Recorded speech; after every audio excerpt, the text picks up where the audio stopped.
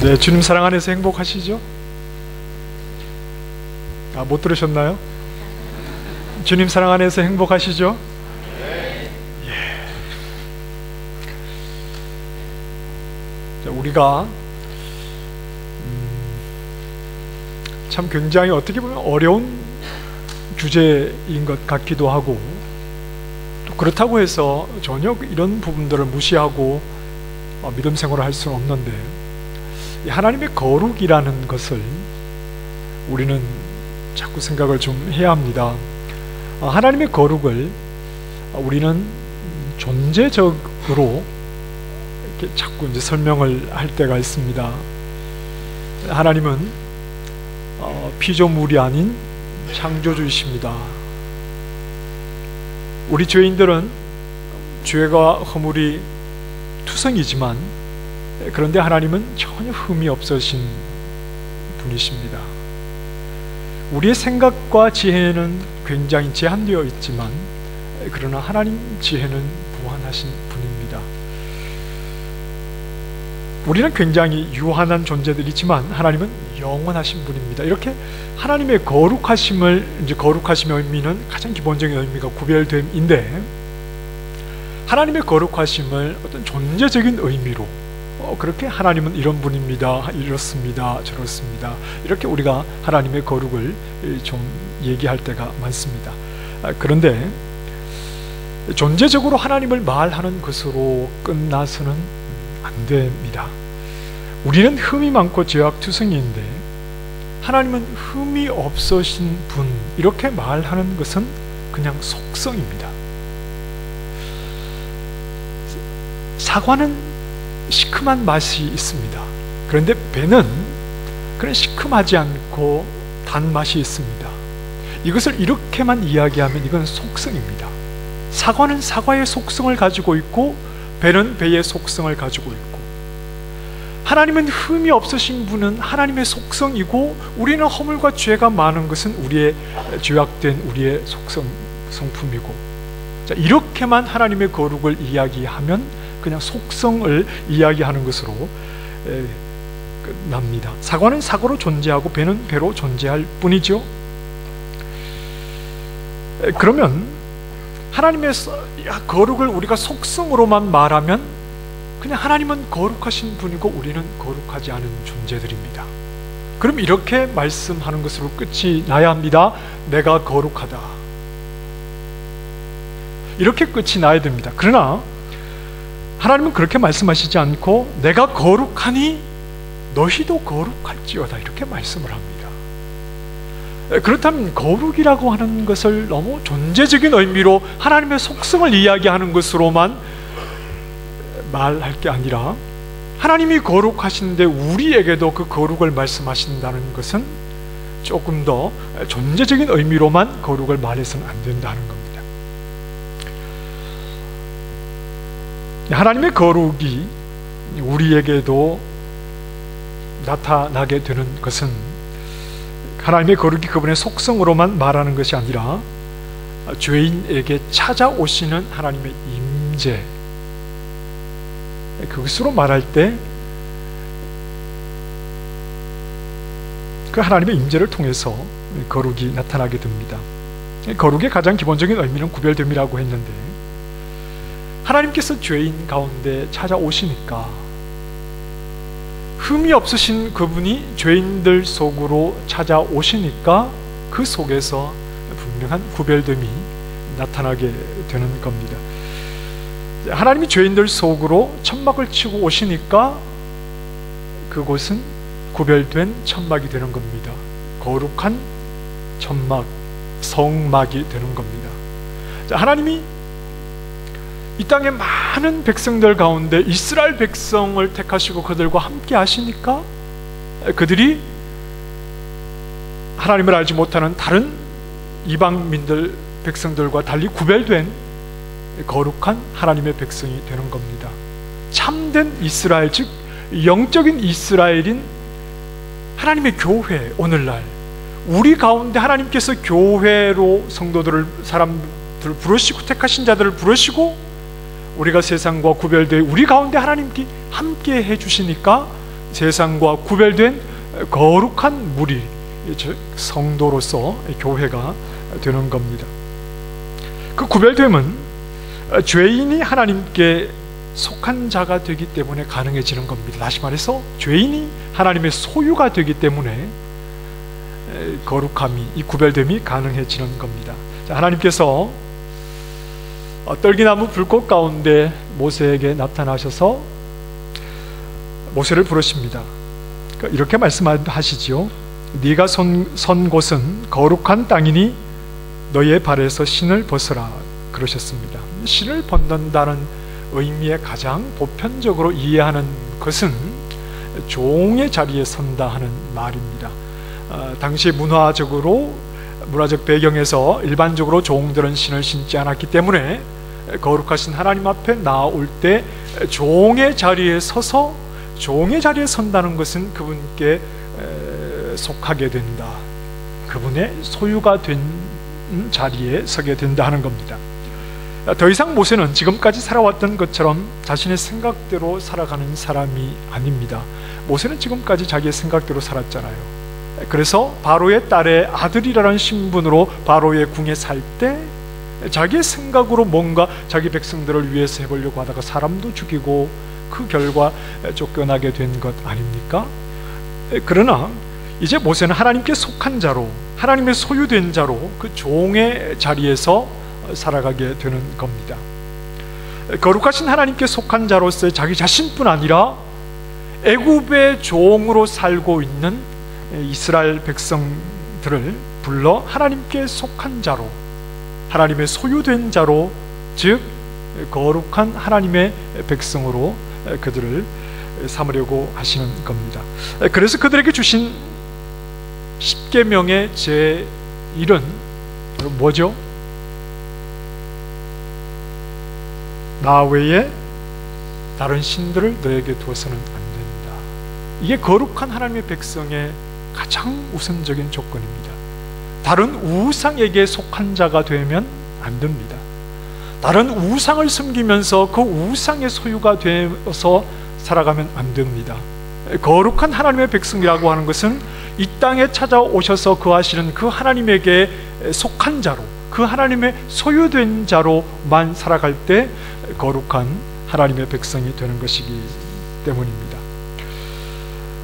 그리고 자기 백성에게 하나님께서 이제 말씀하심으로, 특히 레위기의 말씀을 통해서 하나님의 소유된 거룩한 자가 어떻게 살아가야 할 것이냐, 하나님에게 속한 자, 하나님의 소유된 자로, 그래서 거룩한 백성이 된 자로서 이 땅 가운데 이방인들 속에서 어떻게 살아가야 할 것이냐, 어떻게 구별된 자로 살아가야 할 것이냐를 말씀해 주는 내용이 또한 이 레위기의 말씀이 그 속에 포함되어 있는 것이기도 합니다. 오늘 우리가 읽은 본문의 말씀은 이제 성막, 즉 회막의 성소에 있는 등잔불과 진설병을 어떻게 관리하느냐에 대한 그러한 내용의 말씀입니다. 자, 회막은 성소와 지성소로 나누어져 있지 않습니까? 회막은 성소와 지성소로 나누어져 있는데, 그 지성소에는 1년에 단 한 차례 대제사장이 백성의 죄 사함을 위해서 하나님 앞에 나아갈 때 들어가는 곳입니다. 권사님, 그냥 시원하게 재채기 좀 하세요. 그냥 이렇게 신경 쓰지 마시고 시원하게 재채기 하시고, 되게 막 힘드시잖아요. 그렇죠? 괜찮습니다. 재채기가 남 기침 하셔야죠. 자, 다시요. 지성소는 1년 단 한 차례 대제사장이 하나님 앞에 자기의 죄와 백성의 죄의 사함을 얻기 위해서 희생제물의 피를 가지고 들어가는 곳이 지성소입니다. 그럼 지성소와 성소 사이에는 무엇이 막고 있죠? 휘장이 가로막고 있죠. 천막이, 커튼이, 쉽게 이야기하면 두꺼운 커튼이 성소와 지성소를 구분하고 있습니다. 자, 그 지성소 안에는 언약궤가 있죠. 증거궤라고도 합니다. 그런데 지성소 휘장 밖에는 성소겠죠. 자, 그 성소에는 세 가지가 있습니다. 입구에서 들어가면 지성소 앞에 있는 휘장 앞으로 하나님께 향을 올리는 분향단이 있습니다. 그리고 좌측으로는 등잔대가 있고 우측으로는 하나님 앞에 떡을 정리해서 올리는 이 진설병을 놓는 이 상이, 이 세 가지가 성소 안에 있습니다. 자, 등잔대에 대해서 보십시다. 먼저 등잔대는 메노라라고 하는 이제 히브리 말인데, 우리가 여러분 그림에서 보신 적이 분명히 있으실 겁니다. 중심에 축이 있고 가지가 있고 양쪽으로 3개의 가지씩 있어서 7개의, 그리고 그 위에 등잔대가 있어서 불을 밝히는 그러한 것이고, 그 기름은 올리브 기름, 감람유를 통해서 채워서 불을 밝히는 겁니다. 등잔대를 관리할 때 중요한 것은 불이 계속해서 꺼지지 않게 하는 겁니다. 오늘 2절 말씀에 보면 계속해서 등잔불을 켜둘지며 그랬습니다. 제사장 아론은 이 등잔불이 계속해서 켜질 수 있도록 잘 관리를 해야 됩니다. 심지도 갈아줘야 되고, 또 재가 생기면 재도 정리해야 되고, 또 기름을 채워서 등잔불이 꺼지지 않도록 잘 관리하는 일을 제사장 아론이 해야 했습니다. 자, 그런데 오늘 3절 말씀을 보면 저녁부터 아침까지 이런 말씀이 있습니다. 저녁부터 아침까지 등잔불이 꺼지지 않도록 잘 관리를 해야 하는데, 자, 그렇다면 낮 시간에는 등잔불을 켜지 않아도 된다는 말이냐? 여기에 대해서 좀 다른 의견들이 있습니다. 그런데 이 성소는 낮이라고 해도 여러 사중의 덮개가 덮고 있기 때문에 자연 채광은 굉장히 좀 어렵다고 봐야 하는 상황입니다. 그러니까 낮이나 밤이나 지성소는 물론이고 성소 안도 늘 어두운 그러한 상황이었기 때문에, 그래서 이제 좀 학자들 간에 여러 견해들이 있지만, 낮에도 켜두지만 밤에도 불을 끄지 않고 계속해서 밝혀두는 것으로 본문을 이해해도 큰 문제가 없는 것으로 그렇게 이해를 합니다. 3절 말씀 여러분 다시 한번 보십시다. 3절 말씀, 아론은 회막안 증거궤 휘장 밖에서, 어디를 말하는 거죠? 회막안 증거궤가 있는 지성소 휘장 밖이니까 어디를 말하는 겁니까? 성소를 말하는 것이죠. 저녁부터 아침까지 여호와 앞에 항상 등잔불을 정리할지니 그랬습니다. 저녁부터 아침까지 여호와 앞에서 등잔불을 밝힌다. 자, 여기 여호와 앞이라는 말은 히브리 말로 얼굴이라는 말입니다. 바님, 여호와의 얼굴 앞에서, 여호와의 면전에서 등잔불을 항상 밝혀야 한다. 그럼 여호와의 얼굴이라는 것이 무엇을 말하는 것인가 하는 것을 우리가 좀 살펴봐야겠죠. 창세기 3장 8절 말씀에 보면, 자, 화면에 말씀이 준비되어 있는데 같이 한번 읽어보실까요? 창세기 3장 8절 시작. 그들이 그날 바람이 불 때 동산에 거니시는 여호와 하나님의 소리를 듣고 아담과 그의 아내가 여호와 하나님의 낯을 피하여 동산 나무의 사이에 숨은지라. 자, 어떤 상황인지 여러분 아시겠죠? 범죄한 이후에 말씀에 보면 여호와 하나님의 낯을 피했다, 그래서 숨었다 그랬습니다. 여호와 하나님의 낯을 피했다는 말은, 여호와 하나님의 낯이라는 것은, 얼굴이라는 것은 무엇을 의미하는 거냐면 하나님의 임재를 말하는 것이죠. 여호와 하나님의 얼굴, 그 낯을 피했다, 이런 말은 여호와 하나님께서 오셨는데 그 하나님의 임재를 피해 숨었다. 여호와의 얼굴이라고 하는 것은 하나님의 임재를 뜻하는 말입니다. 자, 한 곳 더 보겠습니다. 시편 27편 9절 말씀 같이 읽어보십시다. 시작. 주의 얼굴을 내게서 숨기지 마시고 주의 종을 노하여 버리지 마소서. 주는 나의 도움이 되셨나이다. 나의 구원의 하나님이시여 나를 버리지 마시고 떠나지 마소서. 주의 얼굴을 나에게서 숨기지 마십시오. 이 말이 나에게서 떠나지 마십시오, 이런 의미로 고백되는 겁니다. 그러니 주의 얼굴이라고 하는 것은 여기에서도 하나님의 임재하심, 하나님의 함께하심, 이 얼굴에 뜻하는 의미 속에 그러한 뜻이 있다는 것을 볼 수 있습니다. 그렇다면 하나님의 얼굴 앞에서 등잔불을 계속 밝힌다, 이 말은 하나님의 임재를 항상 갈망하는 백성의 마음이 표현되는 겁니다. 불을 밝히는 재료는 감람유죠. 2절에 보면 순결한 기름이라고 했는데 불순물이 들어가지 않은 아주 맑고 깨끗한 기름입니다. 정결하고 순수한 마음으로 항상 하나님의 임재를 바라보며 항상 하나님의 임재를 갈망하며 항상 하나님 앞에서 살아가기를 힘쓰는 것이 바로 하나님의 백성된 거룩한 백성의 모습이다 하는 겁니다. 자, 이어서 진설병에 대한 말씀도 한번 보십시다. 제사장들은 안식일마다 떡 12개를 두 줄로 해서 각각 6개씩 위로 쌓아서 하나님 앞에 드립니다. 이제 빵이라고 하는 게 더 맞겠죠.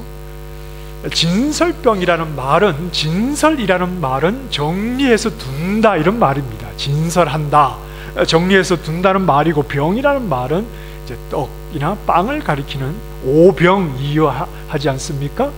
진설병이라는 것은 하나님 앞에 정리해서 드리는 그 떡들을 가리키는 말입니다.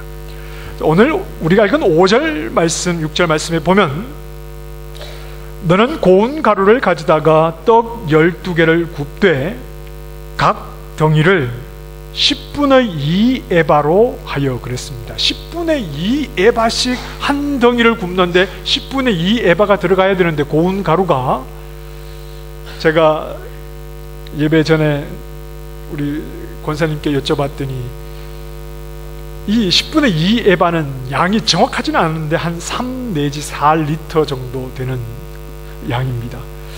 제가 권사님께 한 4리터로 떡을 하면 얼마나 크게 할 수 있습니까? 그랬더니 저는 떡을 안 해봐서 잘 모릅니다. 그러셨어요.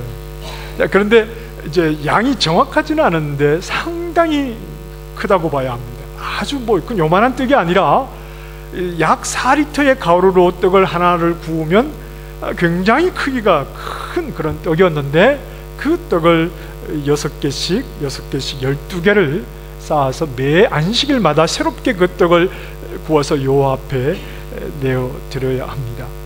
그런데 성경의 이 진설병이라고 하는 이 말의, 히브리 말의 문자적인 뜻은 얼굴의 떡이다 이런 말입니다. 레헴 파님, 레헴 많이 들어보셨죠? 베들레헴 떡집 아닙니까? 레헴 파님, 그래서 얼굴의 떡이다 이런 말입니다. 얼굴이 하나님의 임재를 상징한다고 본다면 진설병의 의미는 하나님 임재의 떡, 12개의 떡, 하나님의 백성 12지파가 하나님 임재 앞에 항상 있으므로 그것이 하나님이 받으시는 예물이 되는 것, 항상 하나님 앞에 그 떡이 드려짐으로 하나님의 얼굴, 그분의 임재 앞에 그의 백성이 항상 나아감으로 그것이 하나님 앞에 나오는 그의 백성이 하나님이 받으시는 기쁜 예물이 되는 그러한 의미가 이 진설병 속에 담겨 있는 겁니다. 그 물려낸 것은 이제 일주일 뒤에 물려낸 것은 제사장들이 먹었습니다. 오늘 본문에서 우리가 본 두 가지 등잔대와 진설병에 대한 말씀은 하나님의 백성이란 늘 그분의 임재를 사모하며 살아가는 자들이어야 한다. 하나님의 임재를 사모해서 항상 하나님 앞에 나오는 그 모습이 하나님이 받으시는, 기뻐 받으시는 하나님의 예물과도 같다 하는 말입니다. 하나님 거룩하신 그 하나님께 속한 자로 그 하나님의 종이 되어서, 그래서 그 하나님 안에서 세상과 구별된 거룩한 하나님의 백성이 되어서 나를 소유하시고 나를 거룩하게 세상과 구별하신 그 하나님 앞에 항상 나아가 그분의 임재 앞으로 나아가서 살아가는 백성들의 모습이 하나님이 원하시는, 하나님께 속한 거룩한 하나님의 백성의 모습이다 하는 겁니다. 오늘 말씀을 하신 분은 하나님이십니다. 이 말씀을 하셨다는 것은 하나님이 자기 백성에게 항상 임재해 주시겠다 하는 말씀입니다. 항상 구름 기둥과 불 기둥으로 그들을 광야에서도 하나님께서 함께 해주지 않으셨습니까? 문제는 백성들에게 있는 겁니다. 항상 임재해 주시는 그 하나님, 그럼에도 불구하고 항상 함께 하시는 하나님, 그들을 향해서 항상 얼굴빛을 비춰주시는 그 하나님을 만족하지 못하는 것이 항상 문제입니다. 이스라엘 1세대는 광야에서 다 죽지 않았습니까? 그 이유가 하나님의 임재가 없어서가 아닙니다. 하나님의 임재가, 그들과 함께 하시는 하나님이 계시지 않아서 그들이 죽은 것이 아니라 그들과 함께 하시는 하나님을 인정하지 않았어 그들은 죽은 겁니다. 그들이 광야에 살면서 얼마나 많은 사건 사고가 있었습니까? 하나님을 원망하다가 불뱀에 물려서 죽은 사람들도 많았었고, 가나안 땅을 정탐한 후에 하나님이 그들과 함께 하심에도 불구하고 그들은 애굽으로 다시 돌아가자, 밤새 통곡하고 울면서 애굽으로 다시 돌아가려고 했죠. 시내산 밑에서 모세를 기다리다가 금송아지를 만들어서 그들의 인도자로 대신 삼았고, 하나님이 그들과 함께 하심에도 마실 물이 없을 때 하나님을 향해서 원망하고 불평했던 이스라엘의 모습을 우리는 기억합니다. 광야는 원래 환경으로 만족하는 곳이 아닙니다. 광야의 이스라엘 백성들이 항상 하나님께 원망하고 불평할 때는 그들과 함께 하시는 하나님이 계심에도 불구하고 환경이 어려울 때, 원하는 환경이 열리지 않을 때 항상 하나님께 불평하고 원망했습니다. 그런데 광야라고 하는 것은 환경으로 만족하는 곳이 원래 아닙니다. 광야 생활에서 얻어야 하는 것은 절망적인 환경, 광야는 절망 아닙니까? 광야라는 환경이 이스라엘에게 만족을 주는 환경입니까? 아니지 않습니까? 절망적인 환경에서 관심을 버리고 함께 하시는 하나님, 그분을 알아가는 것이 광야에서 해야 하는 하나님의 백성이 해야 할 일입니다. 이스라엘의 광야 생활은 하나님과 함께 떠나는 허니문이다, 그런 얘기를 하지 않습니까? 하나님과 함께 떠나는 아무것도 없습니다. 하나님밖에는 없습니다. 하나님과 함께 떠나는 그 허니문. 하나님은 이스라엘에게 충실하시고 그렇게 언약을 맺었잖아요, 시내산에서. 하나님은 그의 백성에게 항상 충실하시고 하나님의 백성도 하나님에게만 충실하면 행복한 시간인 겁니다. 거기에는 어떤 불평이 있을 수 없고 원망이 있을 수 없고, 자신들에게 충실하신 그 하나님을, 광야에서 환경을 가지고 그 하나님을 평가하려고 하지 말고 그 하나님께만 충실하면 행복한 것이 바로 이 광야에서 하나님과 하나님 백성의 관계입니다. 신혼 살림은 다 어렵습니다. 신혼부터 모든 것을 다 갖추고 사는 그런 경우들은 드물지 않습니까? 신혼 때는 다 어렵습니다. 그런데 그게 크게 문제가 되지 않는 것은 사랑하는 신랑과 사랑하는 신부가 서로를 바라보고 있기 때문에 그렇습니다. 환경은 어렵지만 그러나 서로가 서로를 사랑하고 서로가 서로를 신뢰하기 때문에 그 어려운 환경도 이겨낼 수 있게 되는 겁니다. 하나님이 광야 같은 이 세상에서 우리에게 원하시는 것이 바로 그것입니다. 환경에서 만족을 얻으려고 하지 말고 함께 하시는 그 하나님만을 바라보기를 원하시는 겁니다. 왜냐하면 하나님은 항상 자기 백성에게 충실하신 분이기 때문에 그렇습니다. 하나님은 항상 자기 백성에게, 우리에게, 나에게 항상 충실하신 분이니까 광야 같은 세상을 살면서 환경 때문에 환경에서 만족을 얻으려고 하지 말고 함께 하시는 그 하나님을 바라보는 일에 최선을 다하고 그분에게 충실하면 우리는 그분 안에서 행복할 수 있다는 겁니다. 하나님은 거룩하신 분으로 죄악 가운데 오셔서 자기 백성을 하나님께 속한 자로 세상과 구별된 거룩한 백성으로 삼으셨습니다. 우리가 거룩한 백성이 되는 것은 단 한 가지밖에 없습니다. 나는 하나님께 속한 자다. 나는 하나님의 소유된 자다. 나는 광야 같은 이 세상을 살면서 나를 소유하신 그 하나님이 신실하신 줄 알아. 벼랑 끝에서도 나는 하나님이 주신 그 믿음의 자존심을 가지고 환경 때문에 하나님 불평하기를 그치고 끝까지 나를 향해 충실하신 그 하나님께 나도 충실한 자로 살아가리라. 이것이 거룩한 하나님 백성, 하나님께 속한 자의 태도입니다. 여러분, 믿음은 적당히 가져서는 효력이 별로 없습니다. 대충 믿음을 가지고서는 믿음의 능력을 경험하지 못합니다. 그러나 끝까지 믿음을 포기하지 않을 때 그 믿음을 통해서 하나님이 주시는 은혜와 기쁨과 세상이 얻지 못하는 만족과 평안함을 누리게 되는 것이 하나님 백성인 믿음을 통해서 이 땅에서 꼭 얻어야 할 하나님의 은혜의 선물이라는 것을 우리는 기억해야 합니다. 적당한 믿음은 별로 힘이 없습니다.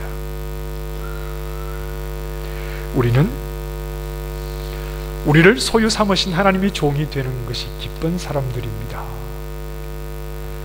우리는 우리를 소유하신 하나님께 우리 자신을 내어드리기를 주저하지 않는 사람들입니다. 우리는 광야 같은 이 세상에 기대려고 하는 사람이 아니라 우리를 바라보게 하신 그 하나님, 그분께 모든 것을 맡기고 그분을 철저히 신뢰하는 사람들입니다. 세상은 광야입니다. 광야는 컨텍스트에 마음 빼앗길 것이 아니라 하나님과 동행하는 데 의미를 부여해야 합니다. 그리고 광야에서는 하나님을 확신하는 시간이어야 합니다.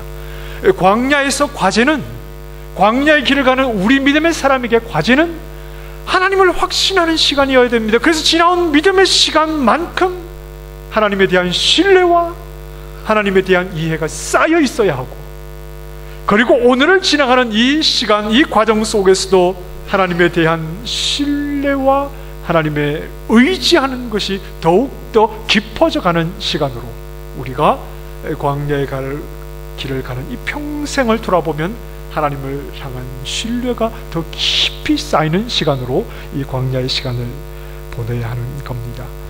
하나님을 더 깊이 알아가는 과정이어야 하지요. 우리에게 찾아오셔서 하나님의 거룩하심을 나타내시고 우리를 소유 삼아 세상과 구별된 거룩한 백성 되게 하셨으니 우리는 하나님의 소유된 자로 철저하게 하나님 안에서 살아가는 자들이어야 합니다. 하나님의 임재 가운데 살아가기를 계속 힘써야 합니다. 지금까지도 그랬던 것처럼 하나님의 임재 가운데서 살아가기를 더욱더 힘쓰며 오늘 하루를 살아가야 합니다. 세상에 속한 자가 아니요 거룩하신 하나님께 속한 자로 살아가기를 힘써야 합니다. 그 구별을 보이며 살아가는 것이 거룩한 하나님의 백성 된 우리의 사명이라는 것을 생각을 해야 합니다.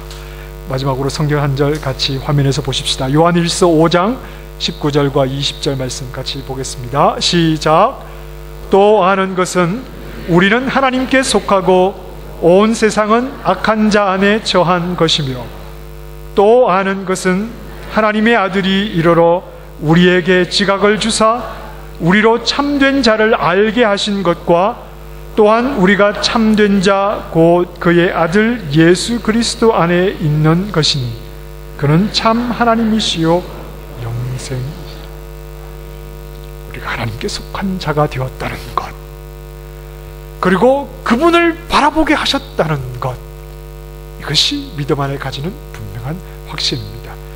우리와 함께 하신 하나님의 얼굴, 그 하나님의 임재 가운데 구별된 삶을 살아가시는 하나님의 거룩한 백성 되시기를 원하며, 지금까지 걸어온 것처럼 묵묵히 보이는 것이 없고 들리는 것이 특별히 없어도 지금까지 은혜 가운데 걸어온 것처럼 묵묵히 거룩한 하나님의 백성으로 구별된 하나님의 사람으로 살아가시는 믿음의 종들이 다 되시기를 주님의 이름으로 축원합니다. 거룩하신 하나님께서 이 죄악된 세상 가운데 오셔서 우리를 하나님의 소유 삼으셔서 거룩한 백성 되게 하셨으니 광야 같은 이 세상 환경 때문에 하나님을 원망하거나 불평하거나 하나님을 떠나는 어리석은 자 되지 않게 하여 주시고, 우리를 소유 삼아 주신 하나님을 믿는 믿음을 주시되 큰 믿음을 주셔서 어떤 상황에서도 흔들리지 않고 하나님을 아는 자 되었으니, 하나님께 속한 자 되었으니 구별된 하나님의 백성으로 하나님을 의지하며 담대히 살아가는 주의 자녀 되게 하여 주시옵소서. 예수님 이름으로 기도드립니다.